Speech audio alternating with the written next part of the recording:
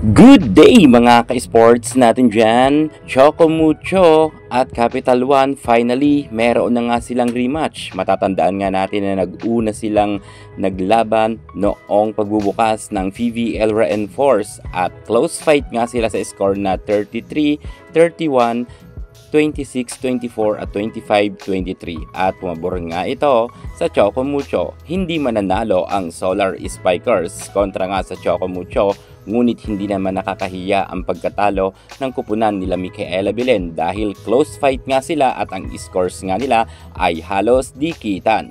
Kung kaya sa kanilang rematch ay talagang dito na malalaman kung sino ba talaga ang mananalo dahil noon ay hindi pala valid ang naging laban nila. So sayang lang talaga yung mga nanood, yung mga ticket nila ay mukhang walang saysay rin. Dahil ngayon, eto pala ang tunay na laban sa PVL Reinforce. Matatandaan nga natin noon na ang vote kasi na team ay wala ngang import at napanalo nga sana to ng kupunan nga nila Boss D at naging player of the game pa nga dito noon si Kat Tolentino. Samantalang palaban rin naman si Micaela Belen at talagang siya rin ang namayagpag pagdating nga sa kanilang team. Ating hihimayin at iisa-isahin kung sino ba ang mananalo. Tsansa nga nila na makapasok sa top 3. Alamin ang buong detalye pero bago ang lahat, subscribe ka muna, click ang ating notification bell para lagi kang updated sa lahat ng issues sa volleyball.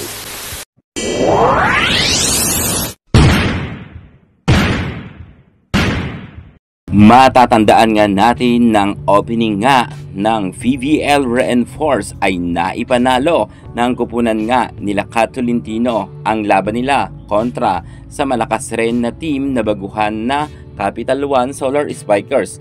Ngunit hindi ito valid at inalmahan nga to ng mga fans ni Boss D at sinasabi na mukhang lugi raw dito ang Choco Mucho dahil parehas lang naman raw, walang import pero bakit hindi nga raw valid ang nasabi nating laban nila noon ng opening.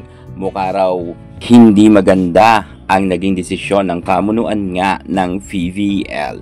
Mukha talaga naman kasing lugi dito ang Choco Mucho. Mamaya niyan ay matalo pa nga sila. Well, napaka-importante talaga ng manalo ang bawat team dahil alam nyo ba kapag nasa rank number 3 ka man or number 2 or number 1 ay malaki ang iyong tsansa na manalo sa next round dahil ang inyong mga makakalaban yung mga nasa mabababang standing. So ibig sabihin kung nasa pinakamataas kang standing at ang pinaka-lowest nga ang Galleries Tower, yun ang yung makakaharap kung ikaw naman ang nasa top na standing. At sa next round, battle for knockout na to. Ibig sabihin kapag natalo ka ay tuluyan ka nang mamamaalam at pwede ka nang magbakasyon.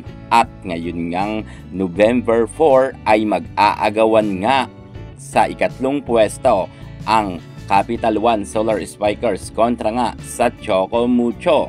Mukhang mas happy nga dito ngayon ang kupunan nila Bella Belen dahil talo na nga sila, may chance pa silang manalo. Malay natin, dito nga ay malusutan nga nila Bella Belen ang kanilang laban kontra nga sa Choco Mucho.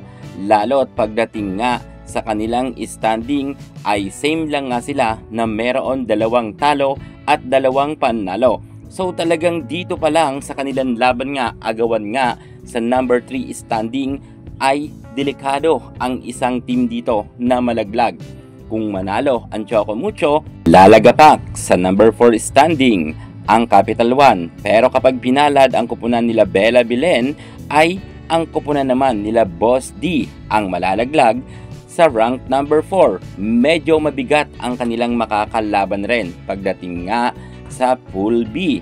Sa Pool A kasi ay medyo masasabi natin na mas malakas ata ang Pool A dahil naroon nga ang Zeus Coffee at baka dun pa sila mapatapat ay wala talaga silang tsansa na manalo pa.